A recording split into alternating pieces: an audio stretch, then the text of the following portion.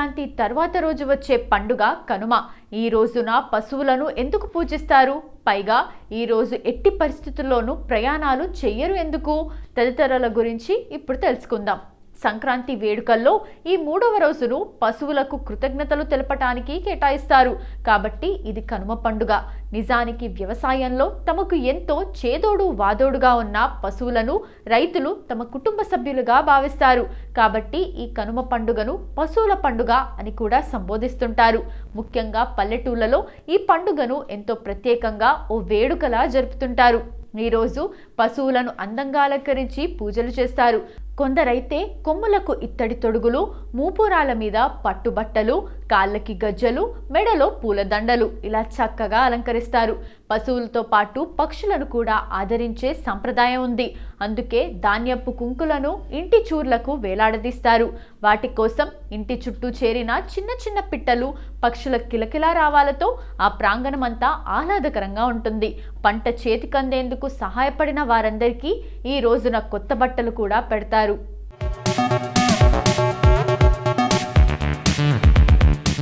ఇక కనుమ రోజున మాంసాహారం తినటం ఆంధ్ర దేశాన ఆనవాయితీగా వస్తోంది. మాంసాహారులు కానివారు గారెలతో మినుములో మాంసాకృతులు హెచ్చుగా ఉంటాయి కనుక ఇది శాకాహారులకు మాంసంగా ఉపయోగపడుతుందని సంతృప్తి పడతారు. ఆ రోజు ప్రయాణాలు ఎందుకు చేయరంటే, సంక్రాంతి అంటే 3 రోజుల పండుగ. దీంతో ప్రతి లోగిలి బంధువులతో కలకల్లాడుతూ కన్నుల పండుగగా ఉంటుంది. అందువల్ల ఈ 3వ రోజు ఎవరిళ్లకు వాళ్ళు ప్రయాణం కావటం వల్ల చాలా ఆనందాన్ని మిస్ అవుతారనే ఉద్దేశంతో బహుశా కనుమ రోజు ప్రయాణం చేయొద్దని చెబుతుంటారు పెద్దలు. ఈ కారణంతోనే కనుమ రోజు కాకి కూడా కదలదు అనే సామెత వచ్చి ఉండొచ్చు. మరికొందరైతే ఇలా పెద్దలు చెప్పారంటే దాని వెనుక ఏదో అంతర్యం ఉంటుందని ప్రగాఢంగా విశ్వసిస్తారు. అదీగాక ఈ కనుమ రోజు ఎక్కడికైనా ప్రయాణం చేస్తే వెళ్ళిన పని పూర్తి కాదని, ఆటంకాలు తప్పవని నమ్మకం కూడా ప్రబలంగా ఉంది. అందువల్లే చాలామంది కనుమ రోజున ప్రయాణాలు ఎట్టి పరిస్థితుల్లో చేయరు. సంక్రాంతి సంబరాల్లో చివరి పండుగ కనుమ. భోగితో మొదలై సంక్రాంతితో సందడిగా మారుతుంది. 3వ రోజు కనుమతో సంక్రాంతి సంబరాలు ముగుస్తాయి.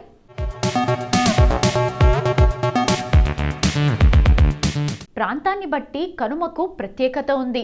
ఆంధ్రప్రదేశ్లో కనుమ రోజున నోరూరించే నాన్ వెజ్ వంటకాలు చేసుకుంటారు. కనుమను పశువుల పండుగ అని కూడా పిలుస్తారు. పశువుల అలంకరణ కనుమ రోజున ఉదయాన్నే ఆవు, ఎద్దులకు స్నానం చేయించి పసుపు, కుంకుమ పెడతారు. మెడల్లో గజ్జలు పట్టి కాళ్లకు మువ్వలు వేస్తారు. కొమ్ములను పదును చేస్తుంటారు. రంగురంగుల కాగితాలు, రిబ్బన్లను కొమ్ములకు అలంకరిస్తారు. పశువుల ఒంటి మీద బిళ్ళలతో తయారు చేసిన వస్త్రాలను వేస్తారు. కనుమ రోజున కూడా పల్లెల్లో కోడి పందాలు, ఎద్దుల పోటీలను నిర్వహిస్తారు. గారెలు, మాంసం. చనిపోయిన పెద్దలు బయటికి వస్తారని విశ్వసిస్తారు.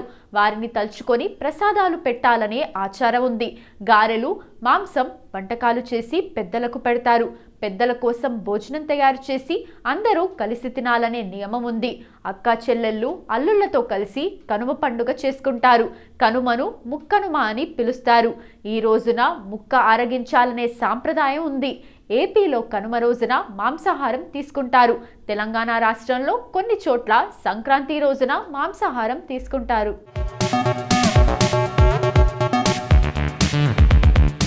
కనుమ రోజున పెద్దలను తలుచుకొని బంధుమిత్రులతో గడిపి విశ్రాంతి తీసుకుంటారు. ప్రయాణం చేయొద్దు. కనుమ మరుసటి రోజు ప్రయాణించాలని పెద్దలు చెబుతారు. కనుమ రోజు కాకి కూడా కదలదు అనే సామెత ఉంది. అత్యవసరమైతే వెళ్ళొద్దని చెబుతారు. కాదని ప్రయాణిస్తే ఆటంకాలు తప్పవని పెద్దలు హెచ్చరిస్తారు. కనుమ రోజున మినుములు తినాలి అనే సామెత ఉంది. చలికాలంలో ఒంట్లో తగినంత వేడి పెంచేందుకు మినుములు ఉపయోగపడతాయి. ఆరోగ్యం కోసం ఆహార పదార్థాలు తీసుకోవాలని చెబుతారు. కనుమ పండుగతో సంక్రాంతి సంబరాలు అంతగా ముగుస్తాయి. సంక్రాంతి అంటే పంటల పండుగే అని అందరికీ తెలిసిందే. కానీ ఆ పంటలు బాగా పండాలంటే పశువుల సాయం కూడా కావాలిగా. అందుకే సంక్రాంతి మర్నాడు కనుమని పశువుల పండుగగా పిలుస్తారు. పశువులు ఉన్నవారు ఆ రోజు వాటిని శుభ్రంగా అలంకరించి మంచి ఆహారం పెడతారు. పక్షులకు కూడా ఆహారం అందేలా ఇంటి చూరుకి ధాన్యపు కంకులు వేలాడదీస్తారు. సంక్రాంతి 3వ రోజు పశువుల ప్రాధాన్యత పండుగ కనుమ పచ్చని తోరణాలతో కలకల్లాడుతూ సంక్రాంతి లక్ష్మిని ఆహ్వానిస్తూ ఈ పండుగలో 3వ రోజు కనుమ అని పశువుల పండగ అంటారు.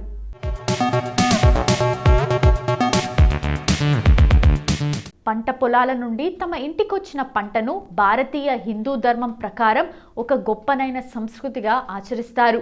రైతులకు వ్యవసాయ క్షేత్రంలో పంటలకు సహాయపడిన పశువును, అవి చేసిన సహాయానికి కృతజ్ఞతగా పండిన పంటను తామే కాక పశువులు, పక్షులతో పాలు పంచుకోవాలని పిట్టల కోసం ధాన్యపు కంకులు ఇంటి గుమ్మాలకు కడతారు. పల్లెల్లో పశువులే గొప్ప సంపద. అవి ఆనందంగా ఉంటే రైతుకి ఉత్సాహం. పంట పొలాల్లో వీటి పాత్ర ఎంతో ఉంది. వాటిని గౌరవించి, శుభ్రంగా అలంకరించి, పూజించి, వాటిని ప్రేమగా చూసుకునే రోజుగా కనుమను భావిస్తారు.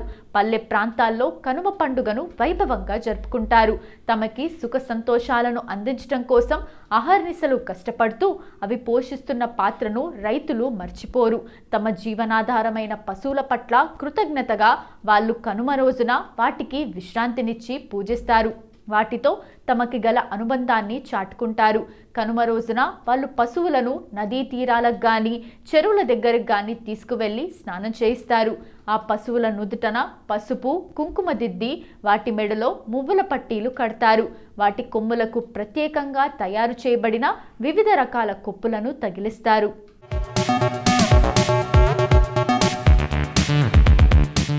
వీపుపై అలంకార శోభితమైన పట్టీ తగిలిస్తారు.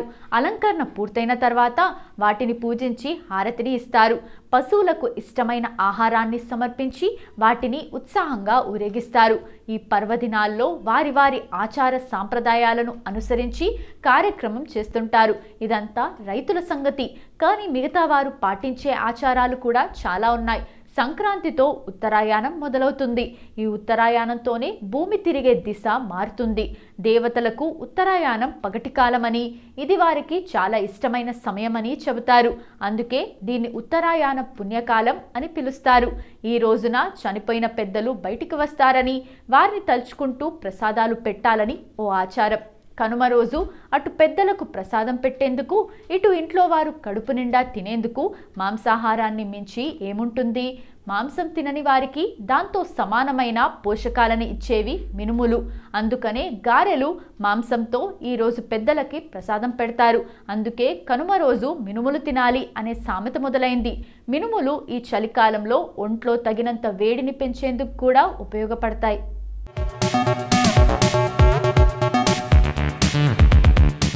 ఇప్పటి వరకు కనుమ పండుగ గురించి మనకు తెలియని కొన్ని ఆసక్తికరమైన నిజాలు తెలుసుకున్నాం కదా. మరి జనవరి 15వ తేదీన ఒక్కసారి చరిత్రలోకి వెళ్ళి చూస్తే ఎంతో మంది ప్రముఖుల జన్మాలు జరిగాయి. మరి ఒక్కసారి చరిత్ర పుటల్లోకి వెళ్ళి నేడు జన్మించిన ప్రముఖులు ఎవరో తెలుసుకుందాం రండి.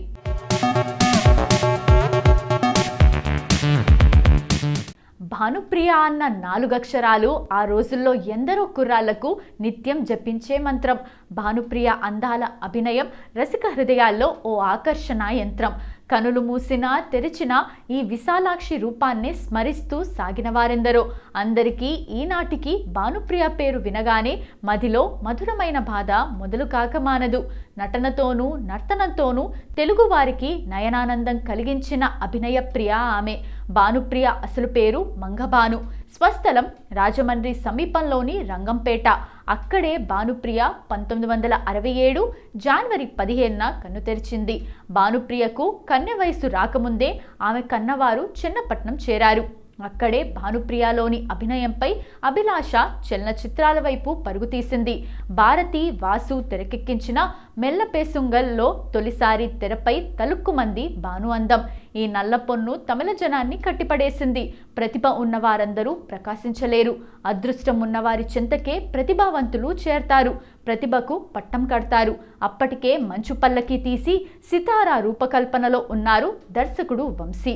భానుప్రియలోని నాట్యం ఆయనను ఆకర్షించింది. తన సితారాకు కావలసిన తారను ఆయన భానుప్రియలో చూసుకున్నారు. తొలి చిత్రం సితారాతోని ప్రేక్షకుల మనసులు గెలుచుకుంది భానుప్రియ.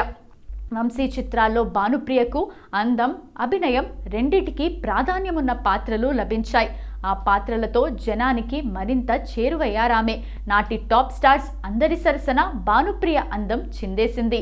ఏ హీరోతో జోడి కట్టినా భానుప్రియ తన డాన్స్తో మత్తెక్కించింది. ఆ మత్తునే జనం కోరుకున్నారు. చిత్తవుతూనే మళ్ళీ మళ్ళీ భాను డాన్స్ చూసి తాము చిందేశారు. భానుప్రియకు ఆమె కళ్ళు ఎంత పెద్ద ఆకర్షణో నాట్యం అంతకంటే మిన్నా అని చెప్పవచ్చు. కళా తపస్వి కె విశ్వనాథ్ ఆమె నాట్యం చుట్టూ కథను అల్లుతూ స్వర్ణ కమలం రూపొందించారు. దీనిని బట్టే భానుప్రియ నర్తనానికి ఎంతటి కీర్తి ఉందో అర్థం చేసుకోవచ్చు. స్వర్ణ కమలం అప్పట్లో ఎందుకనో అంతగా ఆకట్టుకోలేకపోయింది. కానీ ఇప్పటికీ ఆ సినిమా వస్తోందంటే చాలు నవతరం ప్రేక్షకులు సైతం కళ్ళప్పగించి చూస్తున్నారు. ఫలితం ఎలా ఉన్నా భానుప్రియ అభినయానికి అసలైన అవార్డ్ స్వర్ణ కమలం అని చెప్పొచ్చు. భానుప్రియ అనేక హిందీ చిత్రాల్లో నాటి నేటి హిందీ నటుల సరసన నటించి ఆకట్టుకున్నారు. సదరు చిత్రాలతో కొంత గుర్తింపు లభించగానే మన తెలుగు తెర శ్రీదేవిలాగా ముక్కును సన్నం చేసుకుంది. కానీ అది భానుప్రియకు కలిసి రాలేదు. కలిసొచ్చిన కాలంలో భానుప్రియ నటించిన తెలుగు చిత్రాలు కనకవర్షం కురిపించాయి. తరువాత బాలీవుడ్పై భానుప్రియ ఫోకస్ ఎక్కువైంది. ఇక్కడ అవకాశాలు తగ్గుముఖం పట్టాయి. దాంతో తమిళ, హిందీ చిత్రాలతోనే భానుప్రియ కొంతకాలం సాగారు. ఆపై అమెరికా వెళ్ళి అక్కడే పెళ్లి చేసుకున్నారు. కొంతకాలం భాను కాపురం సవ్యంగా సాగింది. ఆ తర్వాత విడాకులు తీసుకొని మళ్ళీ కెమెరా ముందుకు వచ్చి తన వయసుకు తగ్గ పాత్రలు ధరించారు. ఆ చిత్రాలతోనూ అలరించారు. ఛత్రపతిలో ప్రభాస్ తల్లిగా భానుప్రియ మళ్ళీ జనాదరణ చూరగొన్నారు. ఇప్పుడంటే భానుప్రియ వయసుకు తగ్గ పాత్రలో కనిపిస్తున్నారు. కానీ ఆనాటి ఆమె విశాల నేత్రాలను జనం ఎప్పటికీ మర్చిపోలేరు.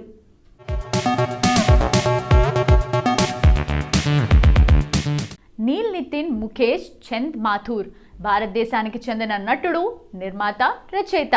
ఆయన గాయకుడు నితిన్ ముఖేష్ కుమారుడు, ముఖేష్ మన్వడు. నీల్ నితిన్ ముఖేష్ 1988లో విజయ్ సినిమా ద్వారా బాలనటుడిగా సినీ రంగంలోకి అడుగుపెట్టి 2007లో జానీ గద్దర్ ద్వారా హీరోగా పరిచయమయ్యాడు.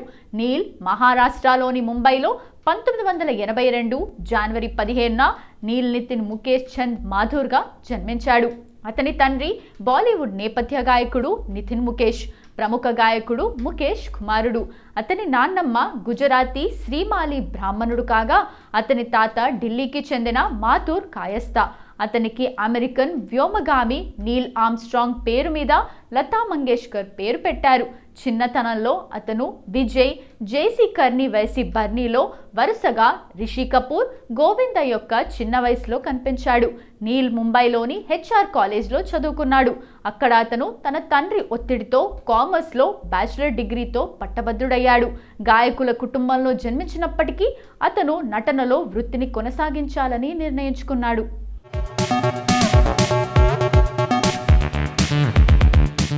విక్రమ్ ప్రభు తమిళ సినిమాకు చెందిన భారతీయ నటుడు. ఆయన ప్రభు సోలమన్ రూపొందించిన కుంకీలో తన అరంగేట్రం చేశాడు. ఇవాన్ వెరమాతిరి, వెల్లైకార దురైలలో ఆయన కథానాయకుడిగా నటించాడు. ఆయన నటుడు ప్రభు కుమారుడు, ప్రముఖ నటుడు శివాజీ గణేశన్ మనవడు. విక్రమ్ ప్రభు జనవరి 15, 1986న చెన్నై, తమిళనాడులో జన్మించారు. ఆయన అమెరికాలోని శాన్ డియాగోలో MBA పూర్తి చేశాడు. వారి కుటుంబానికి చెందిన శివాజీ ప్రొడక్షన్స్ వెంచర్ చంద్రముఖి నిర్మాణ కార్యక్రమాల్లో సహాయం చేయటానికి కొంతకాలం చెన్నైకి తిరిగొచ్చాడు. ఆయన 2007 ఫిబ్రవరి 26న పారిశ్రామికవేత్త ఎం మాధవానంద్ కుమార్తె లక్ష్మీ ఉజ్జయినిని వివాహం చేసుకున్నాడు. వారికి 2 పిల్లలు ఉన్నారు.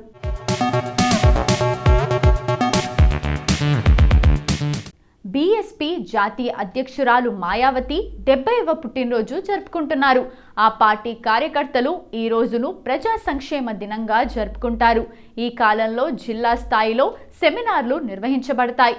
అదే సమయంలో మాల్ అవెన్యూలో ఉన్న పార్టీ రాష్ట్ర కార్యాలయంలో దేశ రాజకీయ పరిస్థితిపై కార్మికులు, మద్దతుదారులకు మాయావతి ఒక సందేశాన్ని విడుదల చేస్తారు. దీని తర్వాత ఆమె తన పుస్తకం my struggle, field life and the travelogue of BSP movement part 20 Hindi, English వెర్షన్లను కూడా విడుదల చేస్తారు. బీఎస్పీ అధినేత్రి మాయావతిని దళితులకు పెద్ద నాయకురాలిగా భావిస్తారు. చిన్నప్పటి నుంచి చదవటం అంటే ఇష్టపడే మాయావతి రాజకీయాల్లోకి వచ్చిన కథ కూడా చాలా ఆసక్తికరంగా ఉంటుంది. మాయావతి తన 2 రోజుల తమ్ముడి ప్రాణాలను 10 సంవత్సరాల వయసులో కాపాడి హైనా వెంట పరిగెత్తిన కథలు చాలా ప్రసిద్ధి చెందాయి.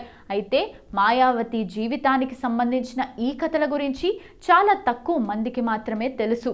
జాదవ్ కుటుంబంలో జననం. మాయావతి 1956 జనవరి 15న గౌతమ్ బుద్ధ నగర్లోని బాదల్పూర్ గ్రామంలో జన్మించారు. దళిత జాదవ్ కుటుంబంలో జన్మించిన మాయావతి తండ్రి పేరు ప్రభుదాస్. ఆయన గౌతమ్ బుద్ధ నగర్లో ప్రభుత్వ ఉద్యోగి. మాయావతి చిన్ననాటి పేరు చంద్రవతి. మాయావతికి చిన్నప్పటి నుంచి చదవటం, రాయటం అంటే చాలా ఇష్టం. ఈ కారణంగానే మాయావతి ప్రాథమిక చదువు తర్వాత తదుపరి చదువుల కోసం ఢిల్లీకి వెళ్ళింది. మాయావతి 1975లో ఢిల్లీలోని కాలింది కళాశాల నుండి LLB చదివారు. తర్వాత మాయావతి గజియాబాద్ నుండి BA డిగ్రీ పొందారు. దీని తర్వాత ఆమె కొంతకాలం ఉపాధ్యాయురాలిగా కూడా పనిచేశారు.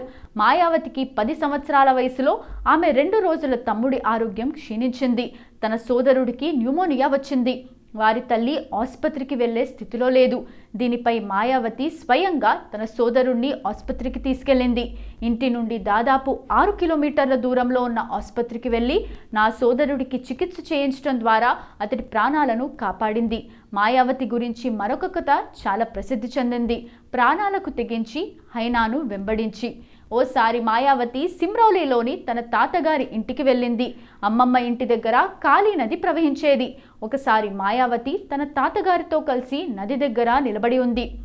ఇంతలో అక్కడికి ఒక హైనా వచ్చింది. దీనిపై మాయావతి తల్లి తరపు తాత ఆమెను తీసుకెళ్లటం ప్రారంభించాడు. దీనిపై మాయావతి తాతను ఇదేంటి అని అడిగింది. మాయావతితో ఇది ఒక హైనా, దీనికి దూరంగా ఉండు అని అన్నాడు. అది చిన్న పిల్లలను తింటుంది. దీనిపై మాయావతి మాట్లాడుతూ ఇది నన్ను తింటుంది, నేను దీన్ని తింటాను అని మాయావతి ఆ హైనాను పరిగెత్తించి తరిమి కొట్టిందని చెబుతారు.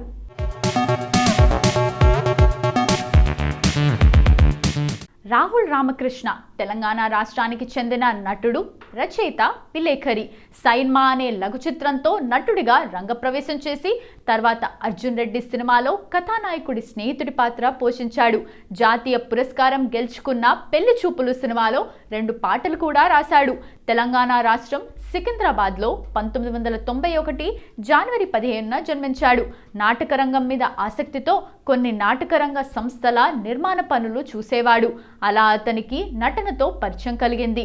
నాటక రచయితలైన N. మధుసూదన్, డాక్టర్ సాగరి రామ్దాస్ నిర్వహించిన వర్క్షాపుల్లో పాల్గొన్న తర్వాత అతనికి నటన మీద ఆసక్తి ఎక్కువైంది. వారిద్దరిని తన గురువులుగా, మార్గనిర్దేశకులుగా భావించుకున్నాడు. తరుణ్ భాస్కర్ దాస్యం దర్శకత్వంలో వచ్చిన సైన్మా అనే లఘు చిత్రంతో అతని కెరీర్ ప్రారంభమైంది. ఈ సినిమాకు మంచి ప్రశంసలు రావటంతో జయమ్ము నిశ్చయమ్మురా అనే సినిమాలో కథానాయకుడి సహాయ పాత్ర చేసే అవకాశం లభించింది. శివరాజ్ కనుమూరి దర్శకత్వం వహించిన ఈ సినిమాలో శ్రీనివాసరెడ్డి, పూర్ణ ప్రధాన పాత్రధారులు.